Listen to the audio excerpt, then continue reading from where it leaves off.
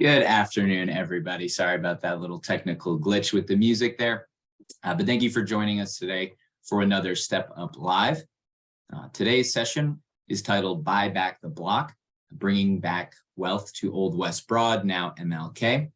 This is part of Step Up's efforts during this Black History Month to dive into those stories of Black history here in Savannah, where we live, where we work, and to amplify some of the work that's being done to regrow and regenerate the community that we have around here. Joining us today on this special live edition is the I-16 Flyover Removal Coalition and the City of Savannah.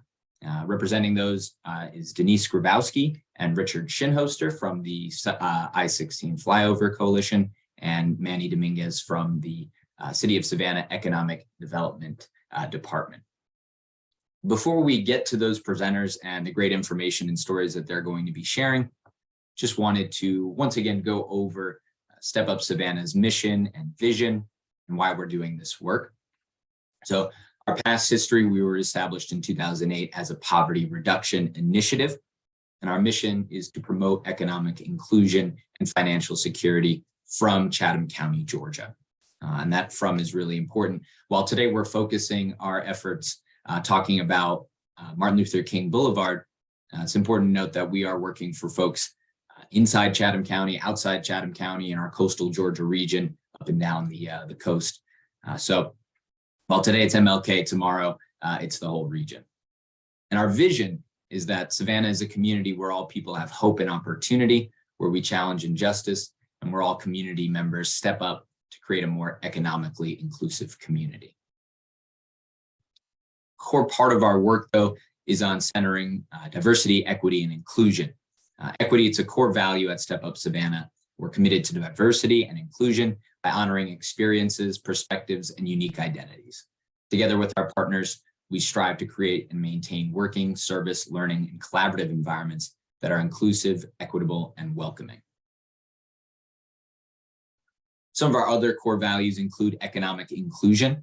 That's a real key piece to the work that's going on today at this Step Up Live. As you heard before, equity is another core value of ours. And I really want to highlight that we recognize that each person has different circumstances, and that equity means allocating the exact resources and opportunities needed to reach that equal outcome. And equity is something really important to the work that we're going to be talking about today. And of course, another core value there that you see is hope. And we have hope for the Flyover Removal Coalition. We have hope for the work that the City of Savannah is doing, and we have hope that we here in the community can be a big part in changing the outcomes there on MLK. Another key piece of the work at Step Up Savannah is our pillars for alignment. And you see these here. They really explain the work that we're doing every day, but in particular, when we're doing something like a Step Up Live, we want to center people that have been systematically disfranchised. We want to work with our partners to amplify and humanize the work and share the story of folks who are living, working, and growing MLK Boulevard. So you see some of those in those pillars there: centering, partner, amplifying, and lifting up promising solutions. Before I turn it over, again, I just wanted to highlight where you can find us over on social media. This recording is going to live on our YouTube channel. So if folks aren't able to make it today, or if you know somebody that might be interested, share the link on YouTube. They can watch it in its entirety and get all this great information there. And last, just want to thank all of our partners who help make Step Up Lives possible, who help make the work at Step Up possible, and who help us achieve those mission and visions that we have. So without further ado, I will turn it over to Richard Shinhoster and Ms. Denise Grabowski from the I-16 Flyover Coalition. Thank you so much. I'm certainly honored to be a part of this webinar and the effort to doing Black History Month to recognize the needs of MLK, or Martin Luther King Jr. Boulevard. However, I'd like to just go back a little bit, since we are talking history, Before this was Martin Luther King Jr. Boulevard, it was West Broad Street, a major corridor in downtown Savannah, and actually a major corridor in Savannah. It signaled one of the westernmost boundary of Savannah's early development. It was a place where, of course, many people who came to Savannah for the first time, and I'm reluctant to use the word immigrant because it's taken on so many different meanings, but people who came to this community from other places found refuge in this area. Of course, African Americans were certainly one of the people who helped to develop this area and had businesses, thriving businesses along West Broad Street. Growing up in Savannah, and I grew up in an area called Carver Village, which is not very far from here. In fact, today, Carver Village is known probably because of the Inmark Arena. That's where the Inmark Arena is located. But when I grew up, it just seemed like there was such a great distance between Stiles Avenue and West Broad Street. We would come here probably on the weekends only and basically to shop.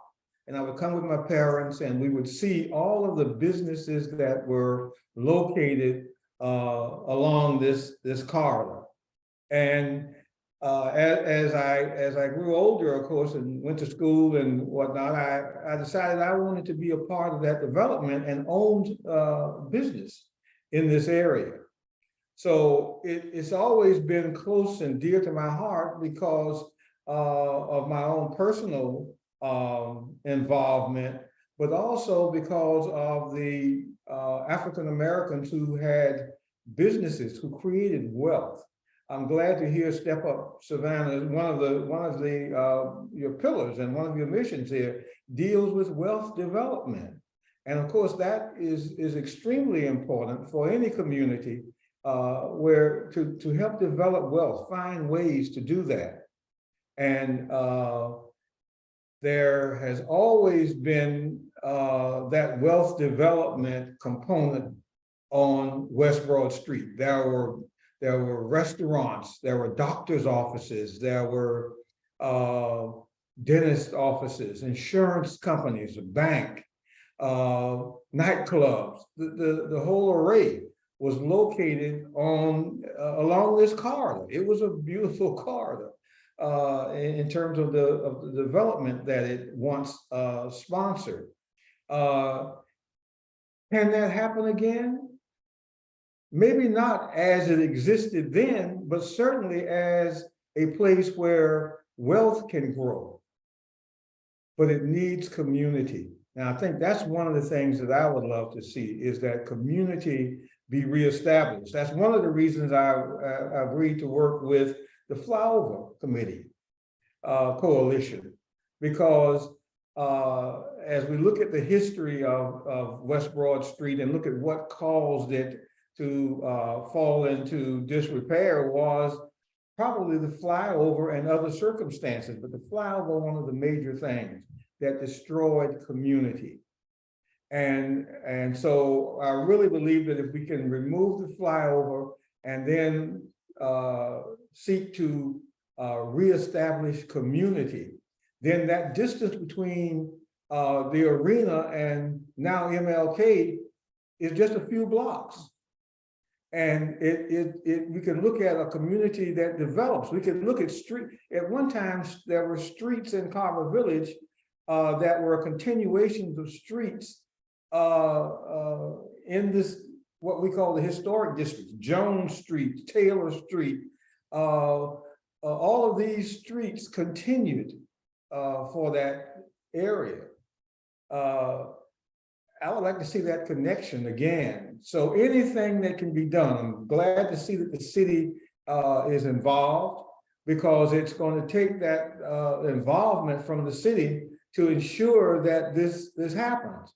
But I think it's all of our responsibility to ensure that there is a diverse residential and business community that is reestablished as we redevelop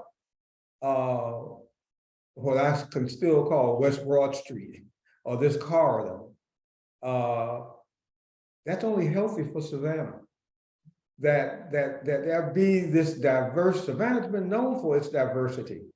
I can recall in one of Dr. Martin Luther King's Jr. speeches, he said that Savannah was probably one of the most integrated cities in the country. And this was in approximately 1963, 64, along in that area. He recognized Savannah's diversity. It's important that as we develop it, that we maintain that. And is that if we bring back businesses, that we bring back diverse businesses that are owned by African Americans. So I'm glad to be a part of this and to get us started to talk about the future, because I think it is bright. And I think this seminar, this webinar is just evidence that there's interest in this community to deal with the diversity that's needed to restore this corridor to a place where everyone participates. So thank you, and I'm going to stop talking now and let Denise talk some. Thank you so much, Mr. Shinholster. It's wonderful to be alongside of you, and he's very modest in talking about his family's involvement really in the civil rights movement and in the really vitality of this corridor.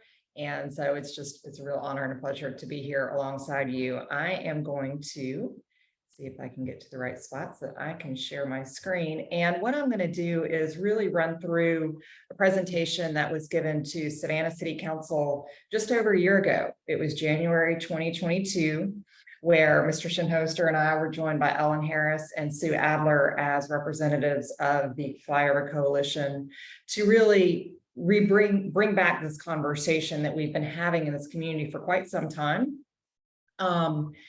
And it kind of ebbs and flows, but now is really the time to bring it forward in full circle because of the opportunities that exist. So I will walk through this presentation and let me get back home here. Sorry,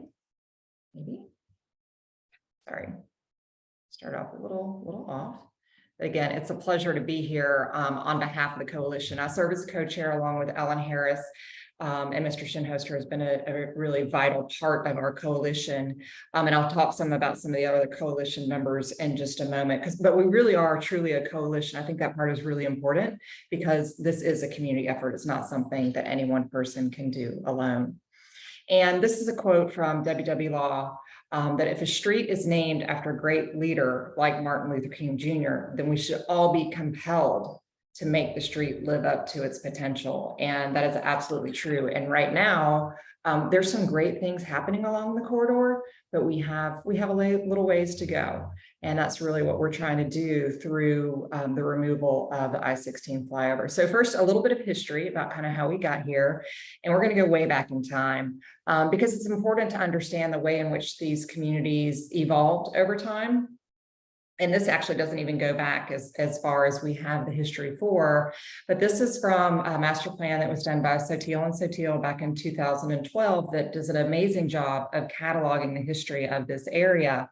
And you see here that this is where the rail lines came into Savannah. And so and originally these lots were part of the garden lots outside of the city. And so they were kind of an unusual form. And then over time, and these neighborhoods developed, as Mr. Shinholster said, of people who this is their first time in the community. And so over time, they became very vibrant. And the Union Station, which we all have seen the beautiful pictures of, I'm sorry to say it was removed before my time, but we all hear of great and wonderful memories of the beauty of Union Station that was in fact destroyed.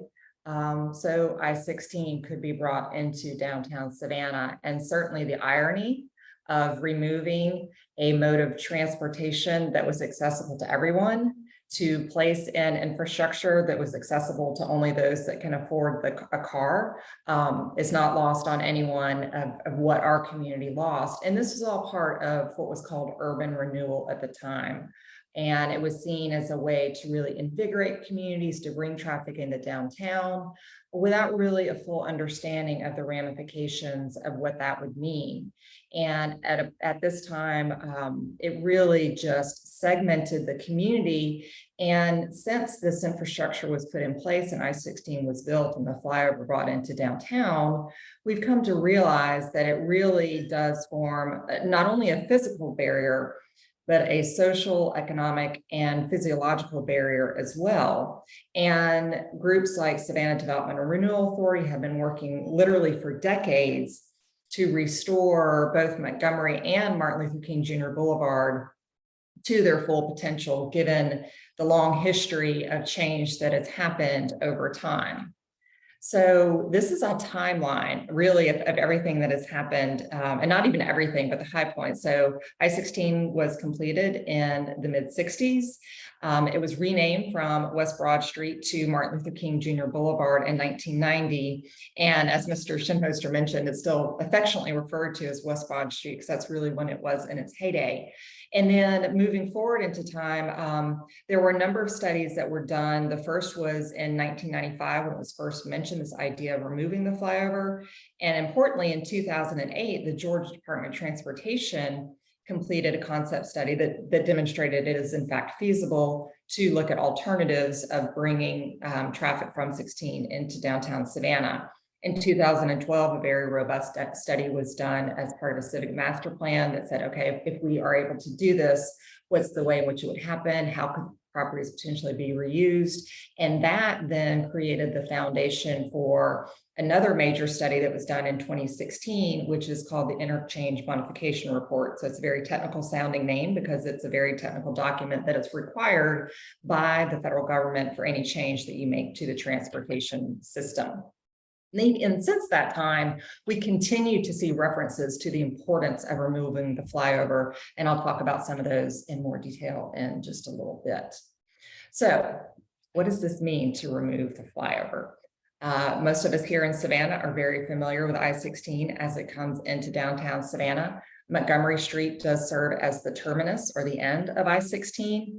And what it does is it brings high-speed traffic that's going 55, 65 or more and dumps it onto our city streets. And so the concept is to remove this section and replace it with surface streets that are more appropriate in a downtown area so that we are not injecting this high-speed traffic right into our downtown.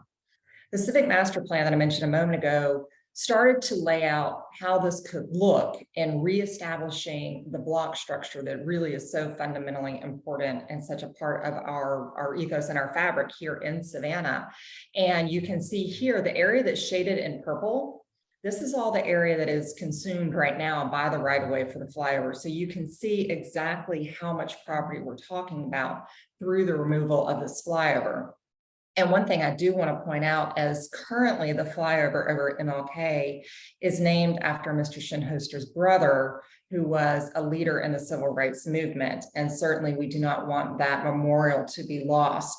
And so one of the proposals is to create a public space that could continue to bear his name as a memorial and tribute to his legacy. And really that it would probably be a much more fitting memorial than Highway Bridge to have a beautiful civic space to honor his legacy.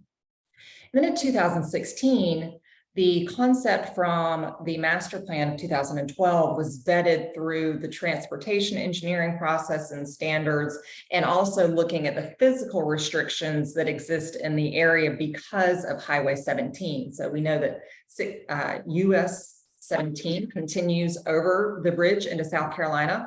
And so we do still have those supports that we have to work around. So there's a little bit of modification. But overall, the concept of the plan does remain true. It brings a boulevard concept into Savannah and provides a much more appropriate transition for traffic from I-16 to downtown. Another part of this study identified additional improvements at Oglethorpe Avenue that would provide more holistic access to I-16. So this again would help in managing traffic in a more appropriate way into Savannah. And this would be done and this was in 2016. It also recommended improvements to Gwinnett Street. Well, because of the development that has happened to the west with a new arena, those improvements have already been completed. So we've got one little step already done. One of the questions that we got a lot, so I worked on the interchange modification report back in 2016. And one of the questions that we got an awful lot was, well, if we take that ramp out, isn't it going to make it a longer travel time to get in? Isn't going to make my commute longer? How's it going to impact getting in and out of downtown Savannah? And so part of what we looked at was the travel time. And this is a little bit technical, but you can see that between the existing conditions, and again, this is 2016, the existing conditions and the removal of the flyover ramp, very minimal change. And in some cases, it's actually faster to be able to get to your destination in Savannah.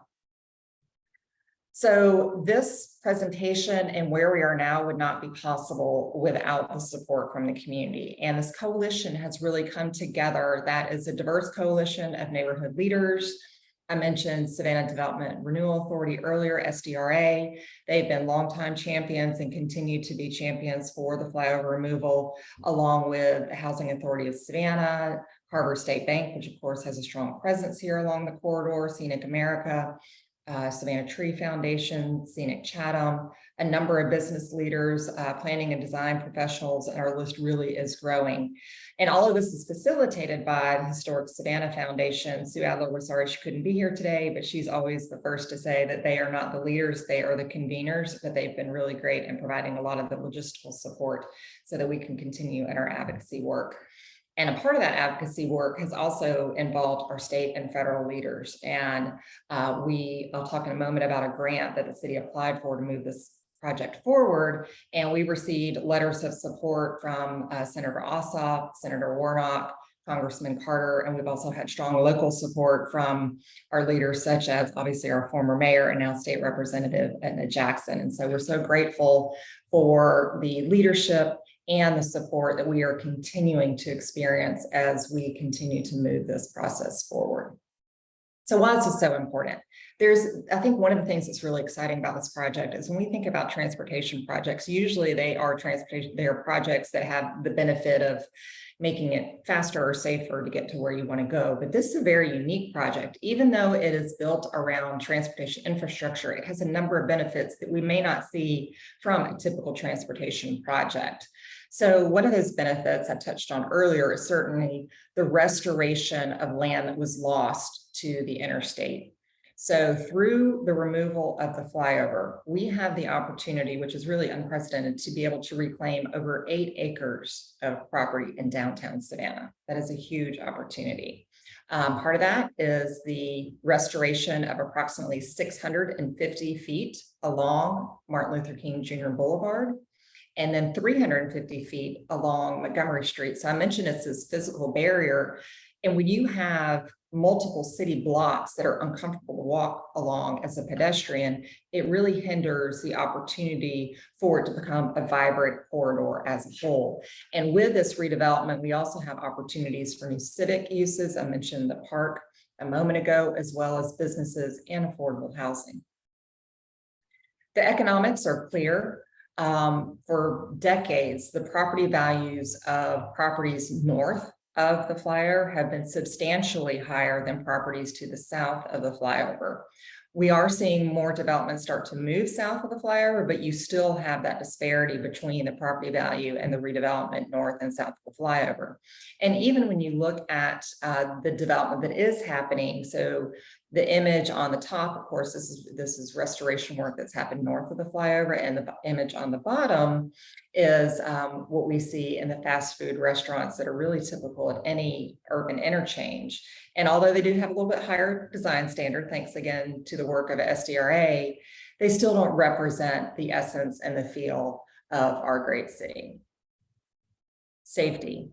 Safety is absolutely a huge benefit of the flyover removal. I've mentioned several times that we are bringing very fast traffic into downtown. And in fact, Montgomery Street between Gwinnett Street and Bay Street has a crash rate that is 3 times higher than comparable streets. And again, this was in 2016 where this data is taken from, and part of our continuing work will be to update these numbers. And I suspect we may see even an increase from that. One of the other things is if this interstate system were built today, we would never have the number of exits that we have from I-16 coming into Savannah. We have 5 interchanges in a very short distance between 37th Street and Oglethorpe. The average spacing is only 1/3 of a mile. Federal standards now require at least a mile between interchanges on an interstate. So we're not even meeting the standard that would be used today for the construction of a new interstate and new exits. And then you talk about pedestrians. Oh my goodness. How many times have we seen, especially tourists, that are trying to navigate their way over from downtown, their hotel or wherever they may be staying, over to the visitor center. And they're trying to figure out how in the world do we navigate this dangerous intersection at Montgomery and Liberty. It's extremely confusing if you're a pedestrian or a cyclist. And if you're a motorist, the predominant movement, what happens is people come in on Montgomery and most people want to take a right onto Liberty Street. Well, you come in on the left, so then you're trying to get over 2 lanes of traffic quickly, and you're more focused on that. And so it just sets up this really much less than desirable situation that we have this opportunity to really be able to improve from a safety perspective. Connectivity. Connectivity is a huge benefit to be able to restore some of the connectivity that we've lost and add back in additional new connectivity. Montgomery Street is such an important connector, but right now it can only function at a fraction of its capacity because of its limitations to be a 2-way street. We did add a small section of 2-way to Montgomery north of the flyover, but as long as that flyover remains, it's going to continue to be a 1-way street in that section and remove the potential for it to help alleviate some of the pressure that we see on our other north-south streets, particularly Whitaker and Drayton. Restoring connectivity to the neighborhoods that are to the west, including historic Carver Village, Cloverdale, Rickyard, West Savannah. Right now, all these neighborhoods are really cut off largely because of the flyover and the lack of ability to connect. And this really is just a graphic to help illustrate that. So this is the plan for the flyover removal superimposed upon a map. And if we look at the opportunities that brings to be able to, again, provide Montgomery Street as a 2-way street all the way through downtown Savannah, and then also extending Cohen Street. Cohen Street is a really important street when we talk about access over to the neighborhoods that are to the west of downtown Savannah. And right now, it cannot physically connect back into downtown because of the flyover, but the removal of the flyover would allow for this really important connection to come back into downtown Savannah. And then another important connection to think about is with the potential for the redevelopment of the Civic Center site. This becomes another important destination spot in Savannah, and also opportunity to enhance our connection and really restore our urban grid. And then certainly it cannot be understated the potential for the beauty and the improvements of the aesthetics of Savannah. This is one of our really, really important gateways into downtown. And right now, it really just does not, you come into Savannah and you see dumpsters in the backs of buildings because that's the way that the infrastructure is really forced into our urban downtown. And this is a rendering that was done as part of that 2012 master plan that illustrates really the potential of what it could be. And as a part of that plan also, there was a rendering that shows the flyover coming down, and then in its place, we're able to rebuild the urban fabric of Savannah, bring back the street trees, bring back the buildings, bring back the sidewalks, and bring back those elements to really help to create a vibrant urban street that West Broad Street once was. So why now? We've been talking about this for 20 years. We talk about it, goes quiet. Why are we talking about this again now? And there's several reasons that are very exciting. So one is the federal support. Through the bipartisan infrastructure law, there was funding that was introduced for a program called Reconnecting Communities. And Reconnecting Communities is funding that is specifically allocated to address the wrongdoings, really, of how the interstate system negatively impacted communities across the country. And usually it was communities of color that were the most impacted, because that's where land was the cheapest, and that's where the voices were not able to speak as loudly and advocate for protection of their neighborhoods. And so there's a lot of funding and political support to be able to hopefully right some of those wrongs. We certainly cannot address them all, but we can try and make some restitution to the cities that were damaged through this federal infrastructure. We have had tremendous support from Senator Warnock, who many of you know is from Savannah and grew up right here along Martin Luther King Jr. Boulevard. And he has secured a $750,000 earmark in our recent legislation to help move this project forward. And we are very grateful for his support in that. And I also mentioned earlier that Senator Ossoff, as well as Congressman Carter, provided a letter of support to the city of Savannah's grant application to the Reconnecting Communities pilot project. In addition, Senator Warnock sent a letter to Secretary Buttigieg inviting him to come visit the I-16 flyover and to really see firsthand what the impact of this infrastructure has on Savannah and the opportunities to be able to improve our community, our local streetscape, and really the real redevelopment opportunities that come along with that. So locally, there's other reasons that it's important to look at this now. I talked earlier about the opportunities to connect over to Carver Village, to Cloverdale, to the neighborhoods that are on the west side. But with the opening of the arena and the work that's been led by the city of Savannah on the master planning of the Canal District, the time is right from a local perspective as well. And this is the master plan from the Canal District Master Plan. And if you look right here, this is the I-16 flyover removal redevelopment plan. And this is the master plan for the Canal District. So the arena, hopefully y'all can see my mouse. The arena is right here. And this is Cohen Street. So this is that important street to be able to reconnect into downtown and provide additional access point, very importantly, access points for people that are walking, biking, or getting to the arena from downtown in some other way besides their private vehicle. And then also we have Savannah Civic Center redevelopment, which is right here as well. And then finally, the opportunities for affordable housing. In the development of the 2012 Civic Master Plan, affordable housing was clearly identified as a top priority for the redevelopment of this area. And as new land uses move in, the tremendous opportunities for affordable housing to be part of that. Our current city council certainly has been strong advocates, and we're seeing tremendous success in affordable housing initiatives through the work the city is doing through the Affordable Housing Trust Fund, the work through Housing Savannah, the work through even countywide with the Chatham County Housing Coalition. And so we all understand the increasing needs for affordable housing, and this is one opportunity for us to be able to provide affordable housing in downtown, which we all know is extremely difficult to do sometimes. So what comes next? We have gone through a lot of the technical requirements back in 2016 when the interchange modification report was completed.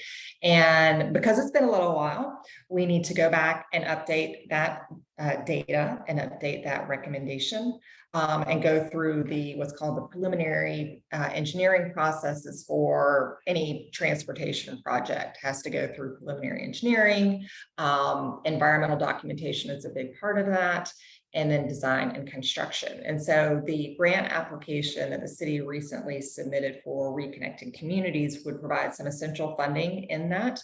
Part of that grant would also go towards master planning, not only the area around where the flyover will be removed, but also looking at the larger context of the opportunities of how traffic could really move in new and better connected ways, as well as bikes, pedestrians, and just people in general. And so we're very excited about the opportunity for that. But with the federal earmark that we have received, we can certainly move forward. And so we're looking forward to continued collaboration with the City of Savannah, as well as the Core NPO, which is the transportation planning section of the Metropolitan Planning Commission, to really be able to move this forward.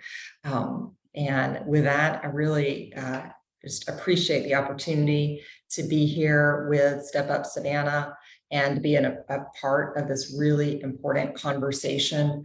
I'm so grateful that we are having this broader community conversation to understand the importance of why we need to look at this from the multiple perspectives of what it can mean to benefit not only this corridor, but Savannah as a whole. So I'll take just a minute. I'll stop sharing my screen and certainly bring Richard back on with me for any other comments that he might have or anything that I missed before we turn it over to Manny. Well, just that I think you've done an excellent job of outlining where we have come from, where we are, and where we need to go, and certainly appreciate that. But it is extremely important that we continue to work to remove the flyover and reestablish community. Thank you. All right, Manny, we will turn it over to you. Great. That was fantastic. So I am Manny Dominguez. I am the City of Savannah's Economic Development Director. Thank you to Step Up for having me today.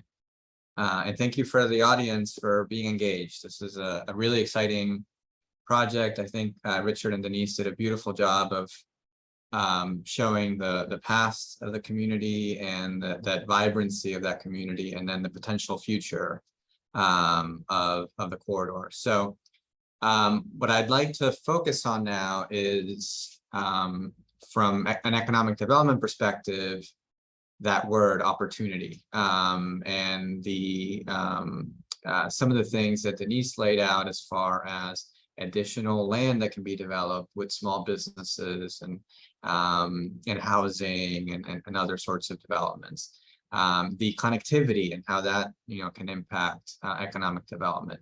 And specifically, I want to focus on what we as a department and as a city continue to invest in MLK and Montgomery, and what are some of the incentives and programs that we've developed over the years to try to spur some of that entrepreneurial energy, really sort of using businesses and small business owners as the core driver. We know they are sort of the core drivers of revitalization of communities throughout the country, but particularly here in Savannah. So what I'll do is I will share my screen. Hopefully y'all can see that. You see the website, right? Yeah, okay, great. So what I wanted to do is just walk through, because I think hopefully the audience will get a chance to visit this our website later and learn a little bit more, because there's a ton of information and resources here, and I'm only going to really scratch the surface of it. But if you go to savannahga.gov/business, that is our primary business-facing site for the city and for our department, and you will see a bunch of links to resources and programs that we offer. But then the part that I want to focus on is down here. So our vision and our tenets line up actually very well with what Austin described as Step Up Savannah's tenets. We talk a lot about not just growth, but equitable growth. Not just development, but inclusive development. We have several programs that, in my opinion, are some of the best in class examples of supporting particularly minority and women-owned businesses in growing, getting city contracts, expanding their knowledge and their business, and being more profitable in the end. And all of those things together are in the service of creating a better local economy, creating jobs, and again, always focusing on that equity and that inclusive growth. And MLK, Montgomery are no exception. Those are absolutely have been a focus for the city and for this department for well over a decade. And I'll talk about some of the resources available. So some time ago, probably 10, 12 years ago, the city began developing a series of incentives and programs that were specifically targeted at this corridor. And when we talk about the corridor, we talk about Martin Luther King Jr. Boulevard, but also Montgomery Street. And one of the things the city did is it created its first enterprise zone. And so if you go here on our website and you go here to incentives and you click on incentive zones, you'll see a map that shows at the time, the first one was this green one. It was the only enterprise zone in the city. It was created in 2010. And what an enterprise zone does is it provides a pretty significant incentive for both investment and job creation along a particular corridor. And the way it does that is it provides a property tax abatement to a developer or a business owner that either invests 5 times the land value or creates at least 5 jobs. And so essentially now at this point, we have MLK Montgomery. We have since developed an enterprise zone at Pennsylvania Avenue. If you're familiar with Savannah Gardens on the east side, that was an enterprise zone development, and it was partly made possible thanks to that incentive. We have our most recent one was created several years ago at Waters Avenue between Victory and Wheaton. You may be familiar with the Ramona Riley development, affordable senior housing development. That was also an enterprise zone development that was made partly possible through that incentive. And then obviously, MLK Montgomery, the corridor we're talking about today, some of that growth and some of those developments have benefited and been in some ways made possible by that incentive. If you have any questions about that, we have a fantastic member of our team, Carl Brythrow. If you call our center or visit our website, you can get in contact with him. He can walk you through the application process if you're a business owner or a developer in those areas. The goal really is to drive investment into these particular areas. And if we think about the I-16 flyover removal, that land that frees up, the vast majority of that would be eligible for this incentive. In fact, council just renewed it last year for an additional 10 years. It had been so successful. There's still a long ways to go, but it had been successful, particularly in MLK Montgomery. And so council elected last year. It typically expires after 10 years. They elected to extend it for another 10 years. Talk about a couple other programs. We also offer along MLK Montgomery and some of these other target corridors, a loan program that's only available in those areas. This is a small business loan program through our partners at Savannah, at the Small Business Assistance Corporation, SBAC. They are our local lender that runs all of the city's loan programs. And they have one in particular that's a low interest, 4% loan for small businesses, specifically in these corridors. And again, if you have any questions about that or you want to learn a little bit more, you can go to our website and find out a little bit more about those programs. Or you can always call us. I'll give my phone number real quick, or our number here at the center. It's 652-3582. Again, you can go to savannahga.gov/business. That program, that loan program was extended to this corridor right around that same time, right around sort of 2010. Again, as a concerted effort to send more investment and help the businesses along that corridor. And we've started to see some of that, some of those improvements and some of that growth. Again, still a long ways to go. And I think this project in particular could be a huge catalyst for that additional growth, particularly south of the flyover, as Denise mentioned. We also have a lot of other services that we provide that are not considered incentives, but certainly are a huge benefit to particularly businesses, both in this community and throughout the city. Our most popular service by far is our free business classes. And I've pulled up here a website, our calendar.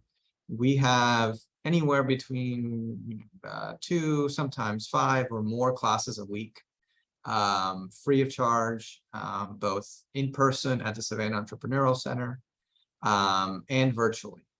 Almost all of our classes are offered both in person and virtually through Zoom. They are all free of charge. And as you can see on here, they cover anything from repairing your credit to a 10-week course on A through Z of starting your business, to how to find capital and funding for your business, marketing, and so on.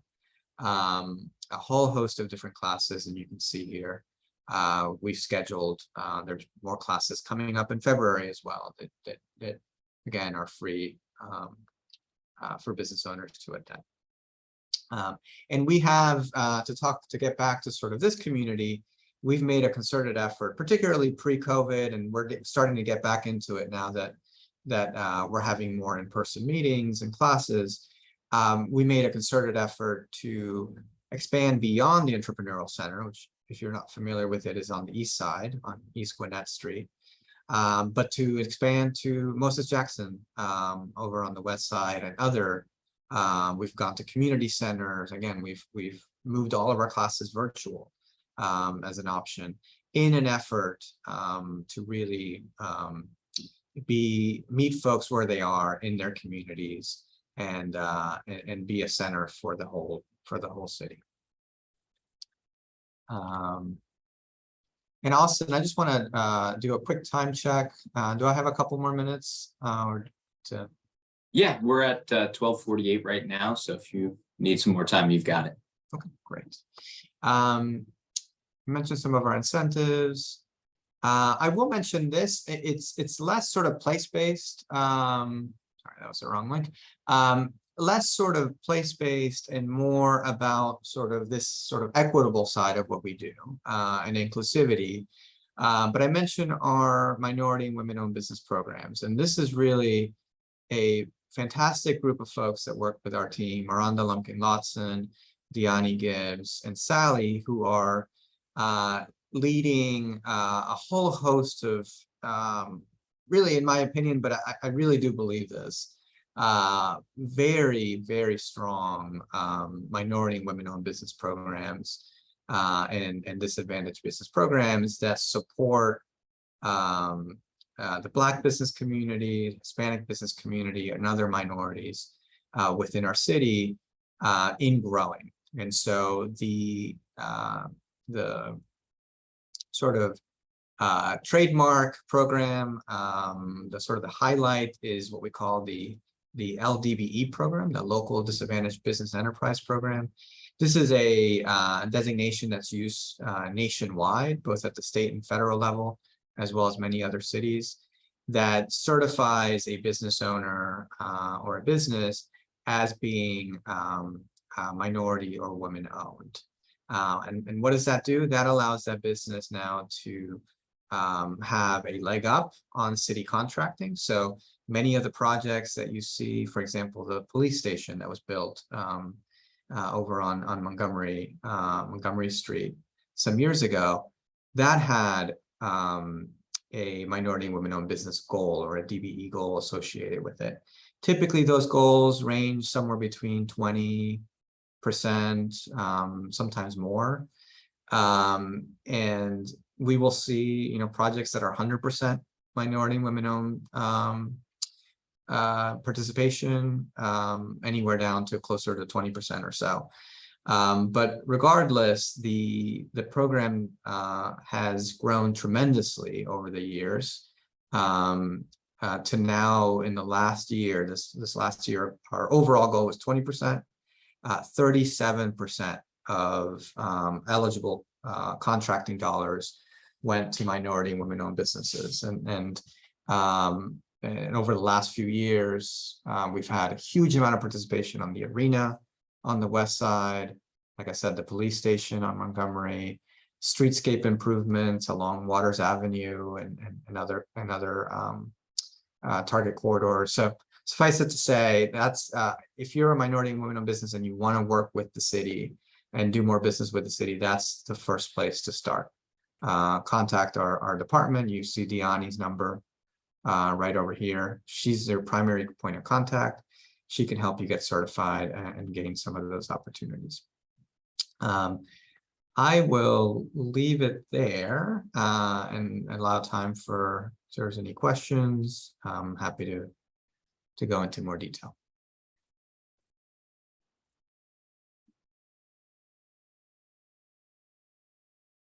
Doesn't look like there are any questions in the Q&A, but if folks did want to drop any in there, feel free to, and we'll try and address them as they come in. Rachel, was there anything, any comments or anything like that on Facebook? Anybody had dropped any questions there? We do not have any questions on Facebook yet. All right. Well, if you did, feel free to drop one, or we'll try and answer it after the fact if you comment on the Facebook or YouTube, whatever it may be. But as we're winding down and wrapping up here, I just wanted to say again, thank you to our presenters today for sharing that information and those resources with all of us in the community. And I also just want to say how great it is to hear about this work being done.